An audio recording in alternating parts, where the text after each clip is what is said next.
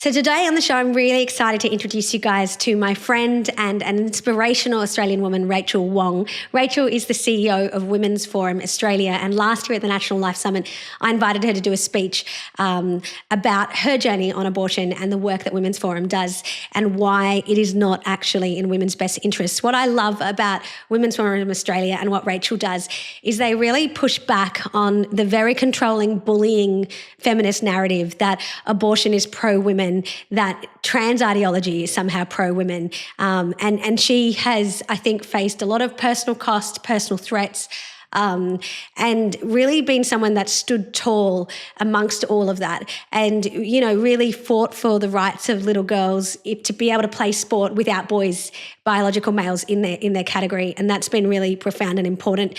But also Women's Forum's journey has come from a place of doing really great pro-life work. And that was, as I understand it, one of the reasons for being for Women's Forum. And for Rachael herself, she's been on her own personal journey from pro-choice to pro-life, and I think she's going to speak about that. So at the National Life Summit last year in Sydney at the Fullerton Hotel, we had 300 young people, and one of the young women that had flown over from Adelaide, she's a law student of mine, and she said to me, I've got a new hero, and it's Rachael Wong, and that's because she is just such an inspirational woman. So I know you're going to love her speech. I also want to remind you that we do have our next National Life Summit on November 29 in Brisbane. I'm hoping to have double the attendees, so 600 there at this one. We're not going to age limit it because I've decided that as much as we will provide scholarships and bursaries so that young people from across the country can come, and we'll do a reduced ticket price for them, I really want to make sure that this is a flagship event for our pro-life movement, and we have people of all ages there and no age limit. So that's on November 29 in Brisbane. The tickets probably will sell out. We will have a capped place of 600. So, you know, I will announce that on the show when they become available. So enjoy this speech of Rachael's, share it with your friends, subscribe to the channel, and that's today on The Dr. Jo Show. This afternoon I'm going to talk to you about the power and indeed the critical need for a pro-woman focus regarding the issue of abortion. But before we get to that, I'm going to tell you a bit about my background and journey in the pro-life movement. My best friend of 20 years recently reminded me that she almost skipped my 13th birthday because of my stance on abortion. Back then, she was known for carrying an abortion folder to our all-girls high school filled with graphic images to explain the immorality of abortion. You can imagine how that would go down with a bunch of budding feminists. She clearly is an absolute character, but she played an instrumental role in sparking my passion for this issue. Another close friend of ours at the time, a self-described feminist, told me that abortion was simply a matter of opinion, which back then, my 13-year-old brain found quite reasonable. My best friend, however, strongly disagreed, threatening to boycott my birthday unless I reconsidered. She again took me through all the reasons why abortion was devastating, both for the woman and the child, forcing me to really grapple with the issue. Suffice to say, my friend did attend my birthday, and I've been 100% pro-life ever since. I realise that may have sounded like I'm encouraging you to make threats and shove graphic images in people's faces. That's definitely not what I was angling for. It was simply to show where it all started for me and to illustrate how much of an impact one person can make.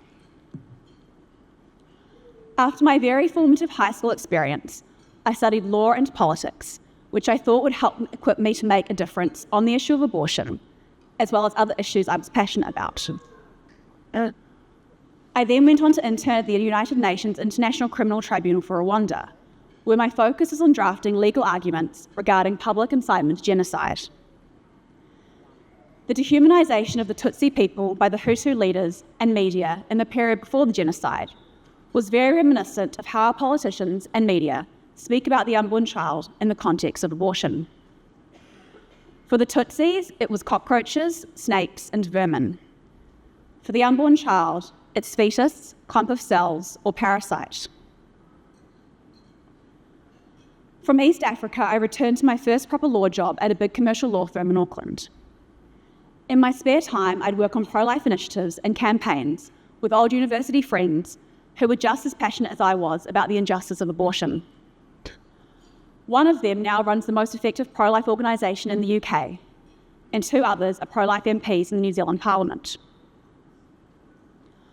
I then worked in a boutique immigration and refugee law practice. My boss was also pro-life and let me do pro bono work for a woman who would struggle to keep her baby if she wasn't allowed to remain in New Zealand. He also supported me to be involved in a high-profile case about how abortions are being undertaken illegally in New Zealand. Wanting to equip myself to do more on the many ethical issues I cared about, I then went to study a Master of Bioethics and Health Law at the University of Otago. I think they probably thought I was slightly obsessed as I tackled the abortion issue from every possible angle, looking at parental notification, sex selection, and independent counselling. Several of my papers were published in journals, and one of them actually ended up being a university-funded research project. At the university at that time, we were able to have respectful disagreement. Unfortunately, it's probably not the case for a lot of universities today. After my master's, I led a project at the Samoan Law Reform Commission aimed at improving Samoa's compliance with CEDAW, the Convention on the Elimination of All Forms of Discrimination Against Women. One of the key areas of law we had to review was abortion, and that's where I got to see firsthand the UN's abortion tentacles in developing countries. I remember getting a visit from a UN woman representative who suggested strongly her hope that we would be recommending liberalised abortion laws. Thankfully, the Samoan people were generally not in favour of this, and so we were able to recommend that the country's conservative abortion laws remain unchanged. It was while working in Samoa that I was offered a role with Women's Forum Australia. After a little investigation into the organisation, I knew that this was what I'd been waiting for, and that all my study, work experiences, and passions converged here. So what is Women's Forum Australia? Women's Forum Australia is an independent think tank that undertakes research, education and policy advocacy on issues affecting women and girls, with a particular focus on addressing behaviours and practices that are harmful and abusive to them. Such issues include abortion, violence against women, pornography, prostitution, surrogacy, euthanasia, and the erasure of sex-based rights and protections. Women's Forum was actually founded in response to the issue of abortion. It emerged from a gathering of hundreds of women back in 2004 to provide women with real alternatives to abortion that would not present a risk to their health and well-being. I've been with Women's Forum for about 8 years, and the first half of that was focused on pushing back against extreme abortion laws in various states, and it remains a key issue of ours to this day. While at the heart of Women's Forum Australia is the belief in the inherent dignity of every human life, including and especially that of the unborn child, our particular focus regarding the issue of abortion is on its adverse impact on the health, rights and welfare of women. We engage with media, politicians and the general public and seek to influence policy and culture in a way that is genuinely pro-women and to inform and empower women to make a difference in their own spheres of influence. So what do I mean when I say genuinely pro-women? Well, it's pretty much the opposite of what you see in the mainstream media and popular culture. The current brand of feminism tends to ignore the differences between men and women, views those who don't toe the line as the enemy, and has distorted ideas of freedom, equality and empowerment, often overzealously focusing on choice and autonomy without interrogating what's been chosen and the consequences attached to this. By contrast, Women's Forum Australia celebrates the distinct nature of women. We happily work together with men who share our vision. We see freedom and empowerment as more than licence. We don't believe that women need to be or act like men in order to achieve equality. And we look at the consequences of women's choices and what drives them. Now, circling back to the critical need for a pro-woman focus on the issue of abortion. Between 1/4 and 1/3 of Australian women will experience an abortion in their lifetime. This means that abortion is an incredibly personal issue for a great number of Australian women. And for those who have not had one themselves, you can almost guarantee they will know someone who has. It is essential that we keep this in mind when discussing this issue. Now, I'm sure you're aware when abortion is discussed in our culture, it is often to reinforce abortion as a woman's right, a woman's choice, or as necessary healthcare for women. As I said earlier, this is something that people have been propagandized with for decades to believe. The reality, however, could not be further from the truth. In order to bring about positive change on the issue of abortion, it is critical that we correct this false narrative and educate our society about why, to be genuinely pro-woman, we cannot be pro-abortion.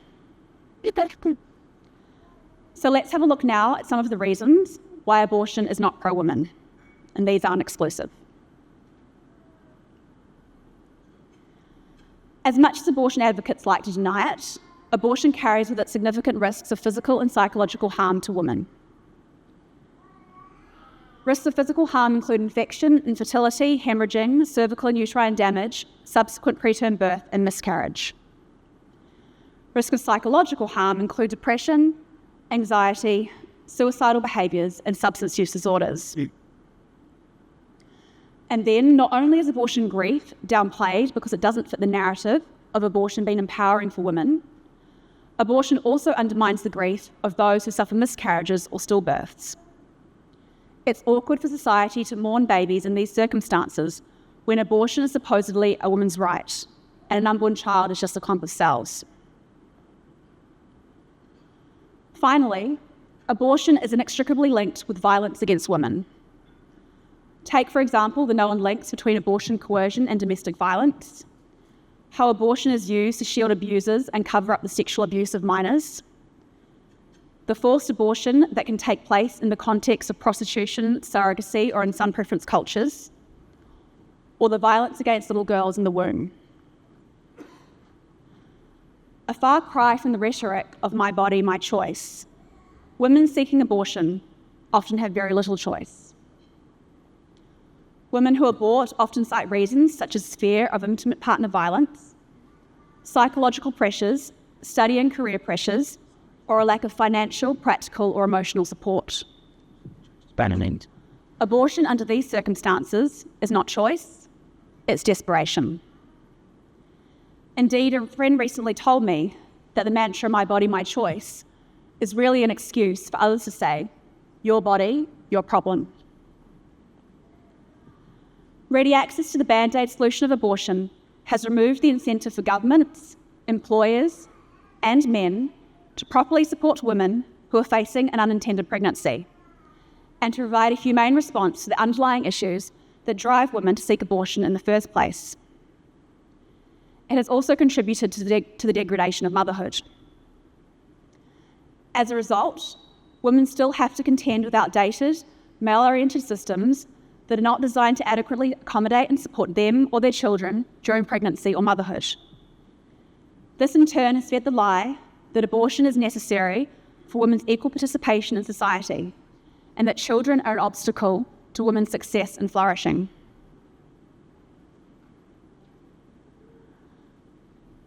Now, we looked at some of the harms of abortion and the supports that might allow a woman to continue with her pregnancy.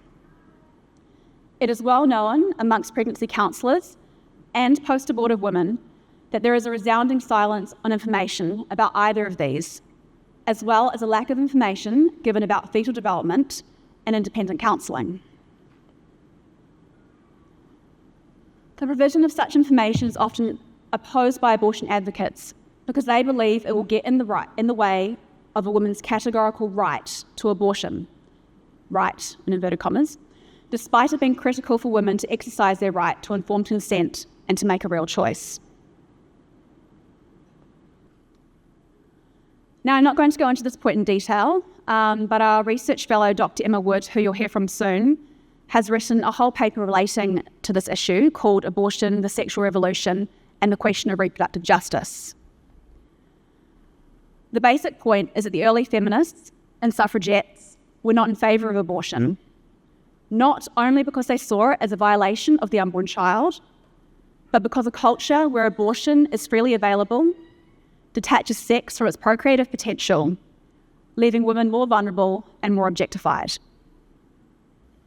I think this argument is particularly powerful in our current culture, as we start to recognise the excesses of the sexual revolution.